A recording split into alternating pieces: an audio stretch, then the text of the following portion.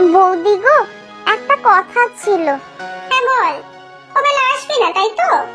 না বৌদি, আসবো, তবে একটু তাড়াতাড়ি কাজ গুছিয়ে দিয়ে চলে যাব। ঠিক আছে, যাবি নাকি কোথাও? কাল আমার মেয়ের বিয়ে। বলিস কি? কবে ঠিক হলো?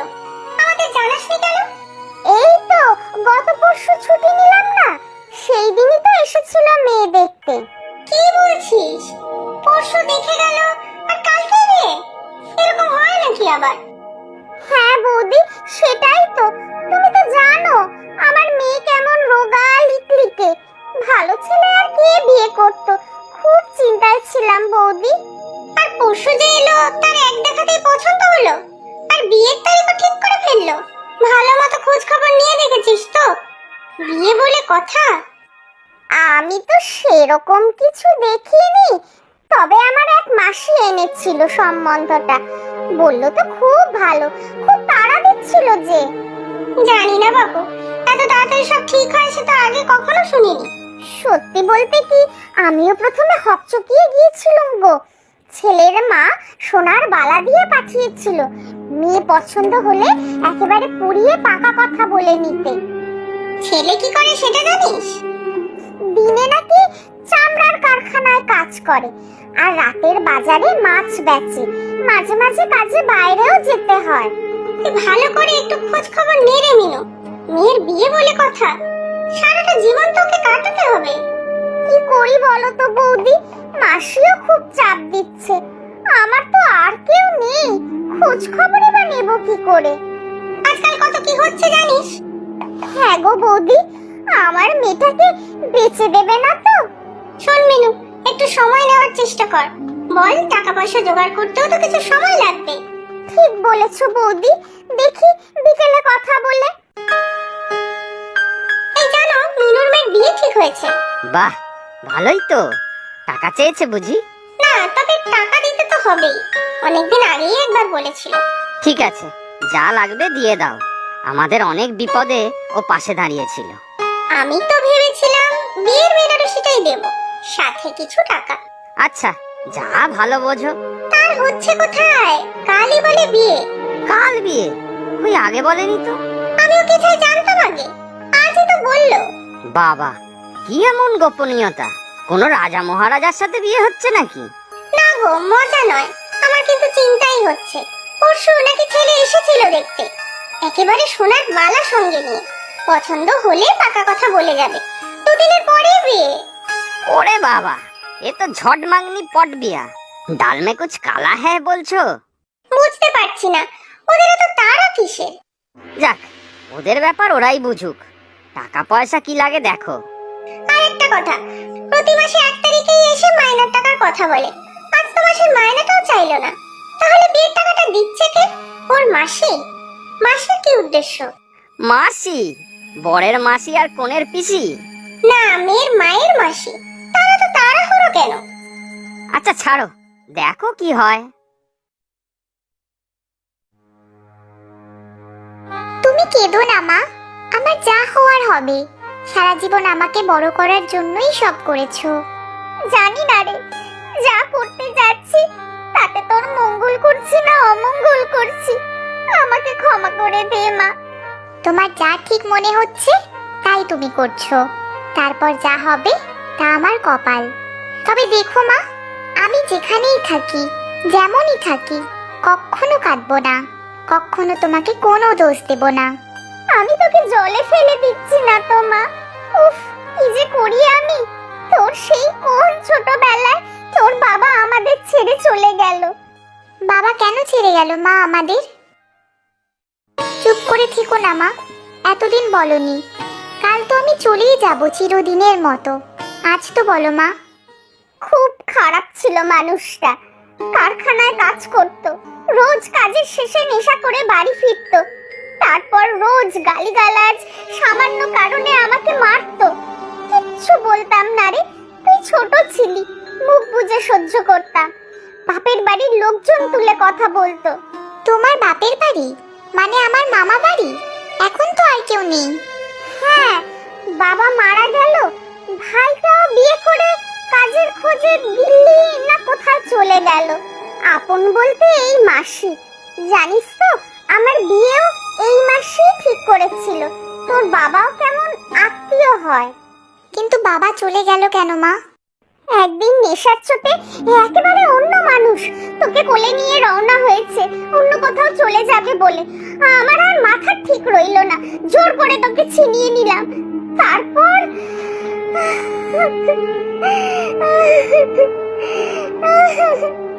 কেঁদো না মা, আর কত কাঁদবে বলো? জ্ঞান হওয়ার পর থেকেই দেখে যাচ্ছি তুমি কাঁদছো আর কাঁদছো।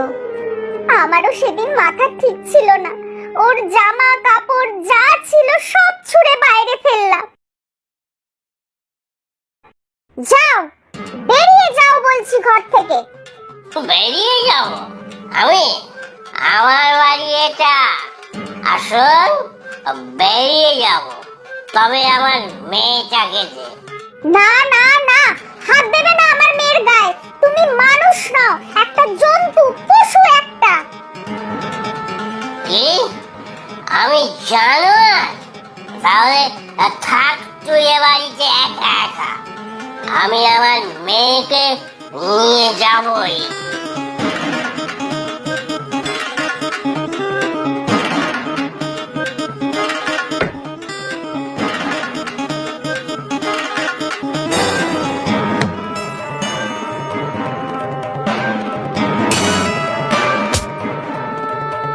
যা, পালা পালা এখান থেকে, না হলে আজ এই আঁশবটি দিয়ে কেটেই ফেলবো তোকে, জানোয়ার একটা। সেই যে চলে গেল, আর ফিরে আসেনি। বাবা কোথায় চলে গিয়েছে মা? সে খবর আমার জানা নেই, আমি জানার চেষ্টাও করিনি, জানার প্রবৃত্তিও হয়নি আমার। তোকে বড় করতেই আমি তখন হিমশিম। তুই হয়তো ভাবছিস আমারই সব দোষ, বাবার কাছছাড়া করে রেখেছি তোকে। না না মা, সে কথা আমি বলিনি। তুমি আমার বাবা আর তুমি আমার মা, কোনো অভিযোগ নেই আমার। তুমি যা বলবে আমি তাই করব সারা জীবন। আমি কালই বিয়ে করে নেব মা, যেমন তুমি বলেছো। আমার মন মানছে না রে, ভুল করছি না তো আমি? যদি তোকে আর কখনো ফিরে না পাই? তুমি অত চিন্তা করো না মা, যা হওয়ার হবে। একবার ভাবি তোর তো বিয়ে একদিন দিতেই হবে। মাসি নিজে এত আগ্রহ দেখাচ্ছে, খুঁজে পেতে সম্বন্ধ জোগাড় করে এনেছে, কোনো দাবি দাবা নেই, বিয়ের খরচও মাসি জোগাড় করেছে। এর থেকে কি ভালো হতে পারে বল? সে তুমি যা ভালো বোঝো, আমার কোনো আপত্তি নেই। তবে একটু সময় পেলে ভালো হতো, আমি মানসিকভাবে নিজেকে একটু গুছিয়ে নিতে পারতাম, ফাইনাল ইয়ার পরীক্ষাটাও দিয়ে দিতে পারতাম। আমিও সে কথা বলছিলাম রে, ও বাড়ির বৌদিও তাই বলছিল। ওদের এত তাড়া কিসে? ভাবলাম ভগবান বুঝি এতদিনে মুখ ফুটে চেয়েছেন, আবার কোনো নতুন বিপদের মুখে ফেলছি না তো তোকে। হে ভগবান, তুমিই বলো আমি কি করব? ভগবানকেই যখন ডাকছো তখন সবকিছু ভগবানের হাতেই ছেড়ে দাও মা। কেন মিছে নিজেকে দোষারোপ করছো? আজ তোর বাবার উপর আরো রাগ হচ্ছে। মেয়ের বিয়ের সব খোঁজ খবর, সবকিছুর জোগাড় যন্ত্র আয়োজন সবই তো তারই করা উচিত ছিল। একদিনও পরে খোঁজ নিল না আমাদের, স্বার্থপর একটা জানোয়ার, পশু। তুমি একটু শুয়ে পড়ো মা, সকাল তো হতেই চললো। না, ঠিক করে নিয়েছি আমি, এ বিয়ে আমি দেব না। না না, কিছুতেই দেব না। এমন করো না মা, তোমার এখন কোনো খরচা হচ্ছে না। পরে বলো তো কোথায় পাবে টাকা? সংসার চালাতেই তোমার রাত দিন এক করতে হচ্ছে। হোক, তা বলে তোকে জলে ফেলবো নাকি? জানা নেই শোনা নেই, একদিন দেখি দুদিন পরে বিয়ে, আর মাসে এত টাকা পাচ্ছে কোথায়? না না, এ বিয়ে হবে না। পরে ওই বৌদি দাদা বাবুদের কাছ থেকে টাকা ধার করে তোর বিয়ে দেব।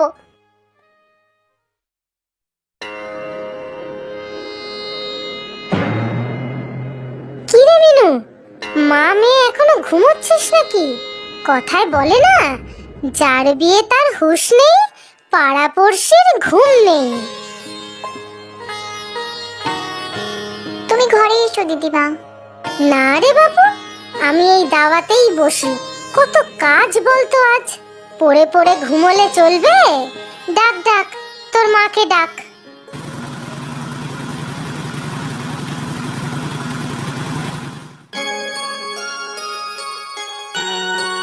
এটা তো মিনুদের বাড়ি, তাই তো? হ্যাঁ আসুন, মা দেখে যাও কারা এসেছে। ওমা, বৌদি তুমি? আসুন দাদা বাবু, তোর মেয়ের বিয়ে বলবি না আমাদের? না বললেও আমরা কিন্তু চলে এসেছি আশীর্বাদ করতে। বিয়ে হচ্ছে না বৌদি, এ বিয়ে আমি দেব না। কি বলছিস রে হতভাগী, বিয়ে দিবি না মানে? হ্যাঁ, আমি আমার মেয়ের বিয়ে দেব না। হায় হায়, এদিকে আমি সব ঠিক করে এলাম, পাত্রপক্ষের কাছে আমি মুখ দেখাবো কি করে? সে তুমিই বোঝো, আমি নিতুর বিয়ে আজ দেব না। হ্যাঁ, আমরাও বলেছিলাম, এত তাড়াহুড়ো কেন? ভালো মতো দেখে বুঝে সময় নিয়ে বিয়ে দিলে ভালো হতো না? আমি তো সব দেখে শুনেই কথা পাকা করেছি।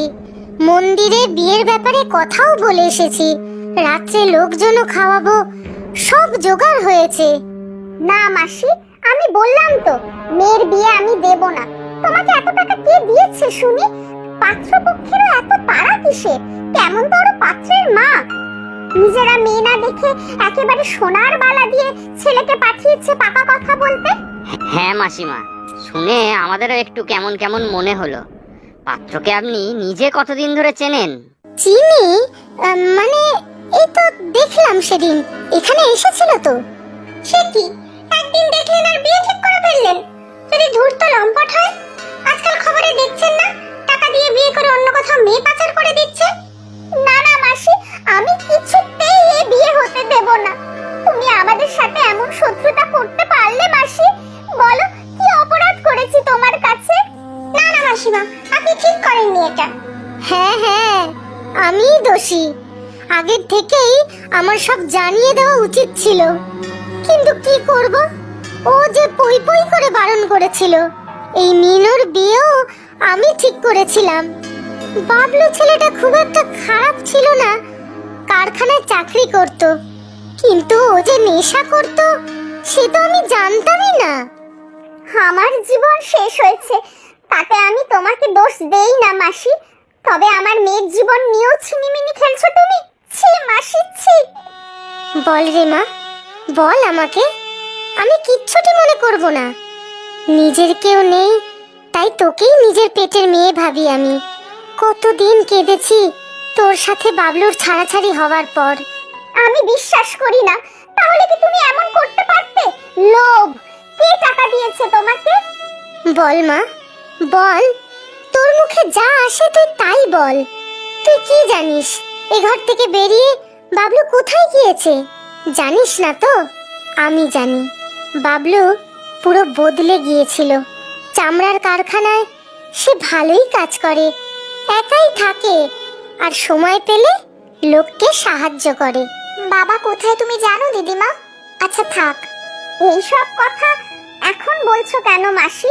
কি যায় আসে আমাদের? একবারও খোঁজ নিয়েছে আমাদের? হ্যাঁ, সব সময় খোঁজ নিত আমার কাছে, তবে লজ্জায় ও এখানে আসতো না। সেই দিন থেকে কোনো দিন আর নেশা করেনি ও। আমি বিশ্বাস করি না, সেই পশুটা কখনো মানুষ হতে পারে না। আর তার সাথে এই বিয়ের কি সম্পর্ক? সম্পর্ক আছে রে মা। এই বিয়ে আমি ঠিক করিনি, এই বিয়ে ঠিক করেছে নিতুর বাবা বাবলু। ছেলে ওর কারখানাতেই কাজ করে, বড় ভালো ছেলে, ছোট থেকে চেনেও। মাছের ব্যবসাটাও দাঁড় করিয়ে দিয়েছে ওকে। কি বলছো দিদিমা, বাবা সব করেছে? হ্যাঁ, তোর জন্যই করেছে মা। বিয়ের সব খরচ সে তিল তিল করে সঞ্চয় করেছে এতদিন ধরে। বুঝলি মিনু, আমাকে অন্য কেউ টাকা দেয়নি, দিয়েছে তোর বর বাবলু। সে তো বুঝলাম, তবে হঠাৎ করে বিয়ের এত তাড়া কেন? সময় নিয়েও তো হতে পারতো। হ্যাঁ, সেটাও তো একটা কথা। হ্যাঁ, ঠিকই কথা, সেরকমই কথা ছিল। বাবলু ঠিক করেছিল একদিন আমাকে নিয়ে এসে মিনু আর নিতুর কাছে ক্ষমা চাইবে, তারপর ধুমধাম করে বিয়ে দেবে। বাবা আসতো আমাদের কাছে, দেখেছো মা, ভগবান তোমার কথা শুনেছেন। ছেলের মায়ের হঠাৎ ক্যান্সার ধরা পড়েছে, মরার আগে তার শেষ ইচ্ছে ছেলের বউকে নিজের হাতে ঘরে তোলার। ক্ষমা করো আমাকে মাসি, ক্ষমা করো আমাকে। যা নয় তা তোমাকে বলেছি, তাকেও বলেছি। তাকে বলো মাসি আমাকে ক্ষমা করতে। মাসি কি মা নয়? মারা কি কখনো রাগ করতে পারে সন্তানের উপর? তবে তবে বাবলু আর তুই দুজনের কাছে ক্ষমা চেয়ে নে মা। আবার নতুন করে সংসার গড়ে তোল মা, নতুন করে সংসার গড়ে তোল। কিন্তু বাবা কি আর আসবে এখানে? ধুর পাগলি, তোর আজ বিয়ে আর তোর বাবা আসবে না? ওই দেখ আম গাছের পেছনে কে